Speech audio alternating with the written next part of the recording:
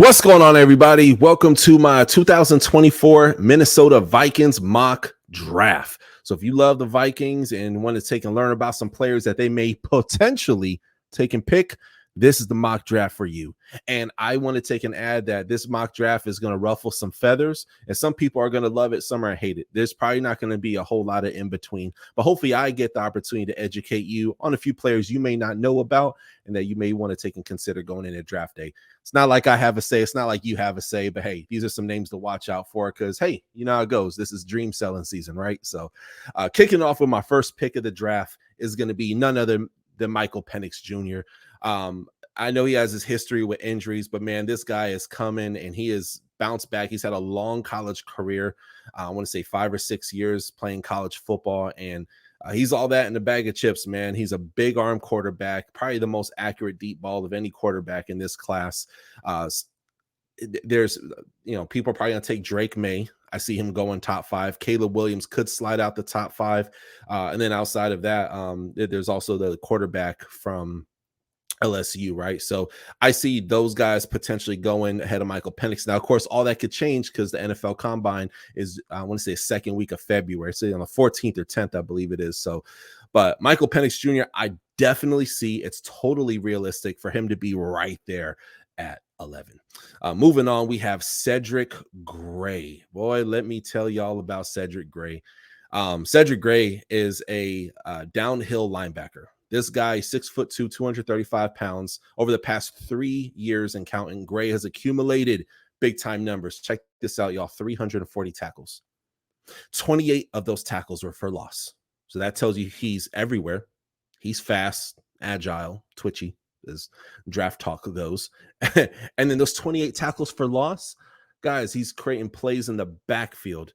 And then he has 8 sacks, 5 interceptions, 12 pass breakups, 5 forced fumbles, and 5 fumble recoveries. That tells me he is, look, as drug addicts run to drugs, he is a football addict. And if that running back or quarterback or receiver, for that matter, or tight end has that ball, he's going to go and find you. Cedric Gray will be in on the play. Okay. Very, very active, has a very high profile. I have a hard time finding anything wrong with this pick. Cedric Gray is worth every last penny that you pay him. And someone like Brian Flores, he is going to have a field day with the linebacker like him. Now, moving on, Omar Speights. Now, for those who don't know, I do NFL pre-draft interviews. I should be having Omar on my show within the next month. So subscribe, and keep an eye out for that interview. Omar is great. Omar, very similar to Cedric. He's everywhere, very adaptable. He could cover receivers, over 300 tackles in his college career at Oregon State before transferring to LSU. So he was already decorated. Technically could have went into the draft last year, went to LSU and still put up some pretty darn good numbers. He's 6'1", 237 pounds, speedster. Speights is rocked up second level defender with very impressive talent. Here on his report, it says that the mass amounts of great play strength, both as a block destructor and as a tackler. He brings out quality burst range and short area agility as a coverage defender. He's very instinctive when managing the middle of the field, and this is according to Ian Cummins. So I was just reading a little blurb there on him. But yeah, man, Omar is great. I think we draft pretty high with linebacker, man. That's going to shore up our defense. That's going to shore us up really, really nicely, man. Moving on to Elijah Jones, cornerback, Boston College. I want to talk about Elijah Jones. I have his stats up here on my screen. Okay. And the guy is an interception machine. What pops out to me with Elijah Jones, he has 9 passes deflected just last year, 5 interceptions, 1 forced fumble, 18 solo tackles, and 7 assists. He looks very twitchy. He can hang with the competition. He's top-notch quality. I would say he's a solid round 4, round 3 pick. If he is there, I say definitely pick him up. He's going to do very, very well for us.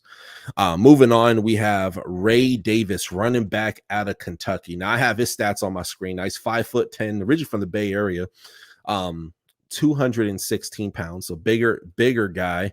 Oh, would you look at that? He has blue or green eyes or something. The ladies are going to love that in Minnesota. But 14 touchdowns, 5.7 average yards, 1,129 yards. So over 1,100 yards, and he had 7 touchdowns. Guys, that's fantastic. And then he has a good burst of speed. And 58 yards was his longest run. And then the year before that, stats were almost tripled when it came to touchdowns. But he had 1,000-yard season as well too. So I'm glad he stayed another year to really solidify himself, because I would say he's a solid day 2 pick. Very, very solid. Ray Davis, to me, is a potential day 1 starter for the Minnesota Vikings. A potential day 1 starter. All these guys so far. Let's move on to Cam Allen, safety coming out of Purdue. That's another guy I should be talking with his people. We're trying to work out something within the next week or 2. So Cam Allen will be coming on the show. This guy, I would say, if not, he broke the record. He came close to being the all-time tackler as far as most amount of tackles for Purdue, and one of the best ever safeties to ever put on a Purdue jersey. Purdue was kind of rough. They did not have the best year. They only had a couple of wins. So he was everywhere. He was right, the D-line and not doing the job, the cornerbacks, the linebackers. So he was everywhere. But this is a guy, again, you talk about adaptability to scheme. Brian Flores, I know, because I'm a Miami fan, fun fact, but when I do these mock drafts, even though this is Vikings, I try to be as non-biased as possible. And one thing I know about Brian Flores, he's one of the best defensive coaches in all of the NFL. So you give him better weapons to work with. You add some depth. We get some linebackers, some solid DBs, good safety. Man, you're going to see Minnesota potentially be a top 5 defense, if not this year, then the year after. Okay. But Cam Allen, that's who I got for pick 156. Then I have Roger Rosengarten. It's another guy I'm going to try to get on in the coming months. We'll see what happens with that one. But Roger is dope, man. Great feet. He was a anchor piece to that running game, to their passing game. Some say he could be a little stiff around the hips. I like Rodgers' game. I think he's great on the next level. And then last, I have Donovan Jennings. Let me go ahead and pull up his report. Offensive tackle coming out of South Florida. Now, I actually went to a South Florida game. Saw this with my own 2 eyes, not just a highlight on YouTube. They got their butt beat, man. They were playing against a UTSA. University of Texas of San Antonio, in case you ain't know what that is. And he balled out, man. He did good. I mean, they have a very good defense. UTSA has one of the best DBs in college football, and Rashad Wisdom. They have one of the best D linemen who had, I think he had like over 10 sacks.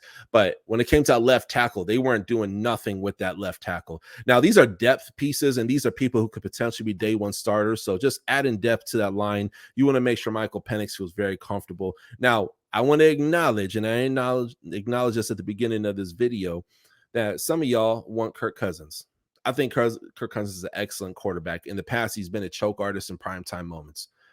All statistics aside, we could say that about a lot of players. Phillip Rivers, I mean, the list goes on and on of people who never got a ring, right? So I think it's good to start new. He's coming off an injury. I think he's looking for something new as well, too. I will always respect Kirk Cousins. So this is not like, oh, Kirk Cousins slander. But at the same time, Michael Penix is there. You need to pick him up. Don't miss out on an opportunity to potentially get a generational quarterback, to potentially get the next Pat Mahomes, to potentially, I would say, though he could move, he has legs on him, but man, look, he could be the next elite top 5 quarterback in the league if developed properly. With that and all the offensive weapons, Jefferson, Addison, Hawkinson, get him a good young running back out there, get him an old lineman and Roger Rosengard that he's familiar with. Michael Penix would be perfect for Minnesota. He only got to change colors. He goes from Husky colors to Minnesota colors. I think it's like a shade off of purple. But anywho, comment below. That's my mock draft. I hope you guys have a blessed evening. If you hate this, let me know. It's cool. Like I still love y'all. Love, all good. I've been getting a lot of positive comments, a lot of negative comments. Usually the negative people are going to speak the loudest, but let me know your thoughts. If there's a pick that you would switch around first, do you think we should go maybe quarterback a little later at pick number 42? Just comment below. I want to hear your thoughts. We'll catch y'all next time on the Touchdown with Doug Smith hit subscribe. Thank you for watching another episode of the Touchdown with Doug Smith, where we have exclusive NFL content and exclusive NFL interviews. Be sure to hit that like and that subscribe button. Follow us on social media. See you on the next one.